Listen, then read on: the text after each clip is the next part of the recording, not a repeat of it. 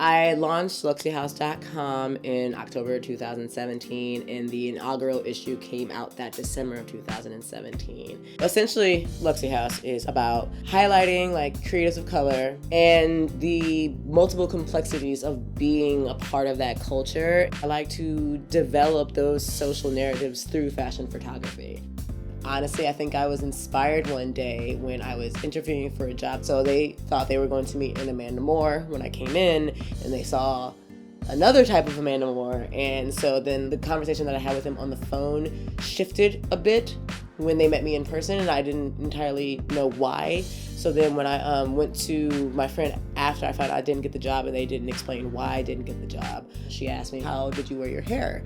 And I was like, how I always wear my hair, with braids or like twists, like why does that matter? And then she was explaining to me, like, honestly, Amanda, I feel like I wouldn't have gotten the job that I had now if I didn't wear straight hair to the interview. That really pissed me off because I felt like the way I wear my hair shouldn't be looked at in a derogatory way. It does suck that I had to undergo that experience, but in a way I find gratitude in it that, like, because I went through these experiences, it inspired me to create and actually like develop something that can inspire someone else. So instead of a girl actually like scrolling through a magazine and counting on her hands how many times she sees a black girl, I want to give her a magazine with all of her in it.